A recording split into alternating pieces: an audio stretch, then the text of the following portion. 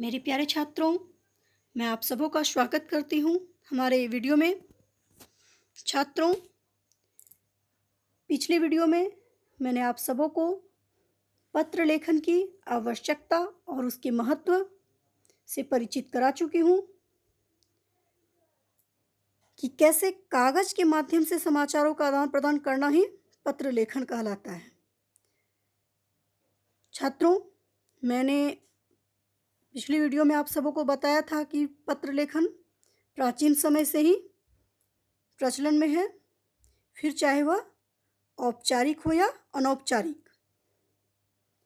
परंतु आज समय की आधुनिकता के साथ सभी चीज़ों का आधुनिकीकरण हो रहा है। अब लोग अनौपचारिक पत्रों के लिए मोबाइल, टेलीफोन, टेलीग्राम आदि का इस्तेमाल करने लगे हैं। लेकिन आज भी औपचारिक पत्र तो कागज के माध्यम से ही पहुंचाए जा रहे हैं। तो छात्रों, आप सबों को मैंने बताया था कि पत्र लेखन मुख्यतः दो प्रकार के होते हैं, औपचारिक और अनौपचारिक। औपचारिक और अनौपचारिक पत्रों के बारे में संक्षिप्त जानकारी मैंने आप सबों को पिछले वीडियो में दी थी। आज मैं औपचारिक पत्रों के बारे में विस्तृत जानकारी दूंगी, क्योंकि छात्र हम सभी पत्र लिखना तो जानते हैं, परंतु यह समझना हमारे लिए थोड़ा मुश्किल हो जाता है कि आखिर कौन सा पत्र औपचारिक है और कौन सा अनौपचारिक। बस यही समस्या का समाधान करने के लिए आज मैं आप सबों को औपचारिक पत्रों के बारे में विस्तार से बताऊंगी। तो चलिए हम सब आगे बढ़ते हैं। औपचारिक पत्र, पत्र जो किसी व्यवसाय से जुड़े व्यक्ति को भेजे जाते हैं या ऐसे व्यक्ति को जो व्यावसायिक जीवन से जुड़े हों उन्हें भेजे जाते हैं, वे पत्र औपचारिक कहलाते हैं। औपचारिक पत्र लिखने के लिए औपचारिक शब्दों जैसे कि श्रीमान, श्रीमती, निवेदन का प्रयोग किया जाता है। यह पत्र उन्हें लिखा जाता है जिनसे हमारा कोई निजी संबंध ना हो। औपचारिक पत्रों में केवल काम से संबंधित बातों पर ही ध्यान दिया जाता है। व्यवसाय से संबंधित या प्रधानाचार्य को लिखे प्रार्थना पत्र, आवेदन पत्र, सरकारी विभागों को लिखे गए पत्र, संपादक के नाम पत्र आदि औपचारिक पत्र कहलाते हैं। औपचारिक पत्र लेखन में मुख्य रूप से संदेश, सूचना एवं तथ्यों को ही अधिक महत्व दिया जाता है। इसमें संक्षिप्तता अर्थात कम शब्दों ने केवल काम की बात करना, स्पष्टता अर्थात पत्र प्राप्त करने वाले की बात आसानी से समझ आए ऐसी भाषा का प्रयोग तथा स्वतः पूर्णता अर्थात पूरी बात एक ही पत्र में कहने की अपेक्षा या उम्मीद की जाती है। तो छात्रों, आप सब समझ गए कि औपचारिक पत्र क्या है और औपचारिक पत्र में मुख्य रूप से तीन बातें, संक्षिप्तता, स्पष्टता और स्वतः पूर्णता पर ध्यान दी जानी चाहिए। छात्रों, आगे है प्रशस्ति। औपचारिक पत्र की प्रशस्ति, प्रशस्ति का अर्थ है आरंभ में लिखे जाने वाले आदर पूर्वक शब्द, जो अभिवादन व समाप्ति में किन शब्दों का प्रयोग करना चाहिए, जैसे श्रीमान, श्रीयुत, मान्यवर, महोदय आदि हम लोग प्रशस्ति में लिखते हैं। दूसरा है अभिवादन। औपचारिक पत्रों में अभिवादन नहीं लिखा जाता है, उसमें अभिवादन की आवश्यकता नहीं होती है। तीसरा समाप्ति, इसकी में हम पत्र की समाप्ति करते हैं, आपका आज्ञाकारी शिष्य या आज्ञाकारिणी शिष्या, भवदीय, भवदिया, निवेदक, निवेदिका, शुभचिंतक, प्रार्थी आदि। औपचारिक पत्र कितने प्रकार के होते हैं? तो छात्रों, औपचारिक पत्रों को तीन वर्गों में विभाजित किया जा सकता है। जैसे पहला है प्रार्थना पत्र।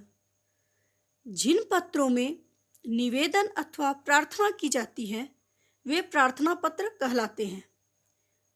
प्रार्थना पत्र में अवकाश, शिकायत, सुधार, आवेदन आदि के लिए लिखे गए पत्र आते हैं। ये पत्र विद्यालय के प्रधानाचार्य से लेकर किसी सरकारी विभाग के अधिकारी को भी लिखे जा सकते हैं। दूसरा है कार्यालयी पत्र। जो पत्र कार्यालयी कामकाज के लिए लिखे जाते हैं वे कार्यालयी पत्र कहलाते हैं। ये सरकारी अफसरों या अधिकारियों, स्कूल और कॉलेज के प्रधानाध्यापकों और प्राचार्यों को लिखे जाते हैं। इन पत्रों में डाक अधीक्षक, समाचार पत्र के संपादक, परिवहन विभाग, थाना प्रभारी, स्कूल प्रधानाचार्य आदि को लिखे गए पत्र आते हैं। और तीसरा है व्यावसायिक पत्र। छात्रों, जैसे हम कुछ सामान व्यवसाय में खरीदते हैं अथवा बेचते हैं तो उसके लिए रुपयों के लेन देन के लिए जो पत्र लिखे जाते हैं उन्हें ही व्यावसायिक पत्र कहते हैं। इन पत्रों में दुकानदार, प्रकाशक, व्यापारी, कंपनी आदि को लिखे गए पत्र आते हैं। तो छात्रों, आप समझ गए औपचारिक पत्रों के प्रकार। पहले हैं प्रार्थना पत्र, दूसरा है कार्यालयी पत्र जो कार्यालय के काम से लिखे जाते हैं, और तीसरा व्यावसायिक पत्र जो व्यापार में खरीदने या बेचिए या रुपया का लेन देन के लिए जो पत्र लिखे गए वे व्यावसायिक पत्र। इन 3 भागों में बांटा जा गया है। उसके बाद छात्रों, औपचारिक पत्र लिखते समय किन किन बातों को ध्यान में रखना चाहिए? तो सबसे पहले तो छात्रों, औपचारिक पत्र नियमों में बंधे हुए होते हैं। इनमें हम अपने मन की भावनाओं में या संवेदनाओं में बहते हुए कुछ नहीं लिख सकते हैं। इनके कुछ अपने नियम होते हैं। दूसरा, इस प्रकार के पत्रों में भाषा का प्रयोग ध्यानपूर्वक किया जाता है। इसमें अनावश्यक बातें जैसे कुशल मंगल का समाचार, कैसे हैं, हम अच्छे हैं, ये सब का उल्लेख नहीं होता है। तीसरा है, पत्र का आरंभ व अंत प्रभावशाली होना चाहिए। चौथा है, पत्र की भाषा सरल, लेख स्पष्ट और सुंदर होना चाहिए। कि उनकी भाषा ऐसी होना चाहिए कि बहुत सरल हो, वो सबके समझ में आ जाए, और लिखावट सुंदर और स्पष्ट होनी चाहिए। आगे है, यदि आप कक्षा अथवा परीक्षा भवन से पत्र लिख रहे हैं तो कक्षा अथवा परीक्षा भवन अपने पता के स्थान पर तथा क ख ग अपने नाम के स्थान पर लिखना चाहिए। छात्रों, ये आप सबों के लिए ध्यान देने योग्य बातें हैं। जैसे कि यदि आप मान लीजिए परीक्षा भवन में प्रश्न आते हैं औपचारिक पत्र लिखने के लिए, तो उस समय आप अपने परीक्षा भवन में या कक्षा में अपने पते के स्थान पर, जो आप अपना पता लिखते हैं उसके स्थान पर या अपने नाम के स्थान पर क ख ग आदि लिखना चाहिए। फिर है, पत्र पृष्ठ के बाईं ओर से हाशिए मार्जिन लाइन के साथ मिलाकर लिखें। पत्र को एक पृष्ठ में ही लिखने का प्रयास करना चाहिए ताकि तारतम्यता या लयबद्धता बनी रहे। प्रधानाचार्य को पत्र लिखते समय प्रेषक के स्थान पर अपना नाम, कक्षा व दिनांक लिखना चाहिए। तो छात्रों, औपचारिक पत्र के प्रारूप के बारे में मैं आप सबों को बता दूं, इसके क्या क्या प्रारूप होते हैं। जैसे सबसे पहले सेवा में लिखकर पत्र प्रापक का पदनाम तथा पता लिखकर पत्र की शुरुआत करें। सेवा में जिनको आप दे रहे हैं, प्रधानाध्यापिका महोदया, प्रधानाचार्य महोदय, अपने विद्यालय का नाम या पता या जहां आप भेज रहे हैं पत्र उनके बारे में। दूसरा, विषय जिसके बारे में पत्र लिखा जा रहा है उसे केवल एक ही वाक्य में शब्द संकेतों में लिखें कि उस विषय को देखते ही समझ में आ जाए कि ये पत्र अनुपस्थित रहने के संदर्भ में लिखा गया है अथवा फिर समय से परीक्षा शुल्क न देने के संबंध में, या जो भी विषय हो वो संकेत में ही, संक्षिप्त में ही पता चल जाए एक ही वाक्य में। तीसरा है संबोधन, जिसे पत्र लिखा जा रहा है। महोदय, महोदया, माननीय आदि शिष्टाचारपूर्ण शब्दों का प्रयोग करें। चौथा विषय वस्तु, इसे 2 अनुच्छेदों में लिखना चाहिए। पहला अनुच्छेद है सविनय निवेदन, यह है कि इससे आरंभ करना चाहिए हमेशा, और फिर अपनी समस्या के बारे में बताना चाहिए। और दूसरा अनुच्छेद, आपसे विनम्र निवेदन है, लिखकर आप उनसे क्या अपेक्षा या उम्मीद रखते हैं उसे लिखिए। 5वां है हस्ताक्षर व नाम, धन्यवाद या कष्ट के लिए क्षमा जैसे शब्दों का प्रयोग करना चाहिए।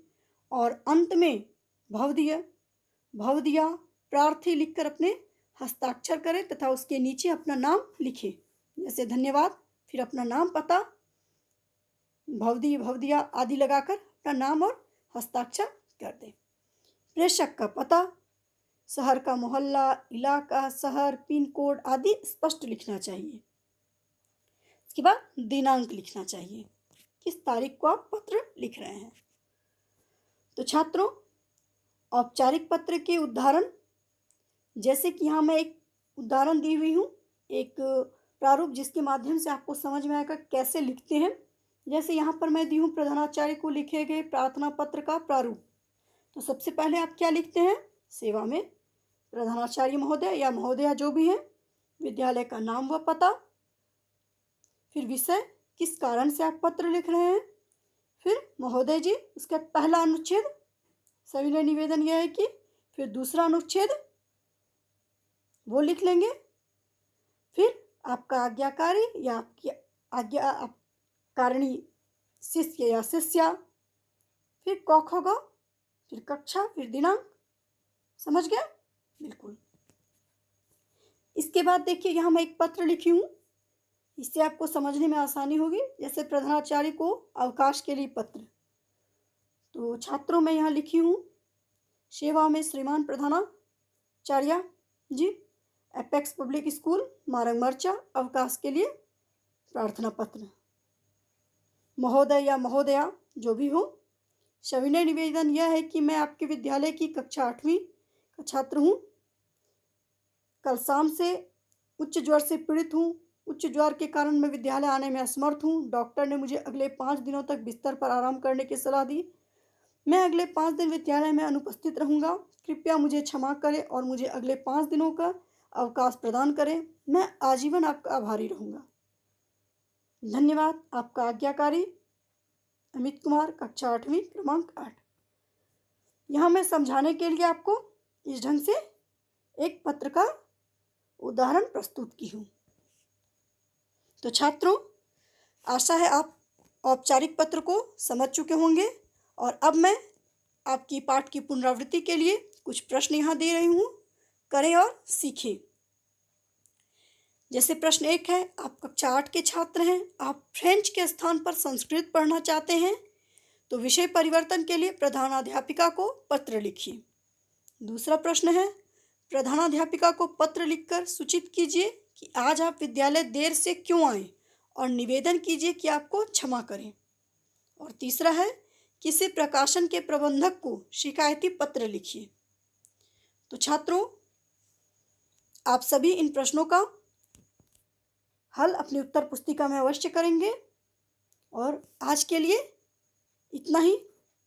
मैं फिर पुनः आपके लिए अनौपचारिक पत्र को लेकर पत्र लेखन भाग 3 में प्रस्तुत रहूंगी। आज के लिए इतना ही। धन्यवाद।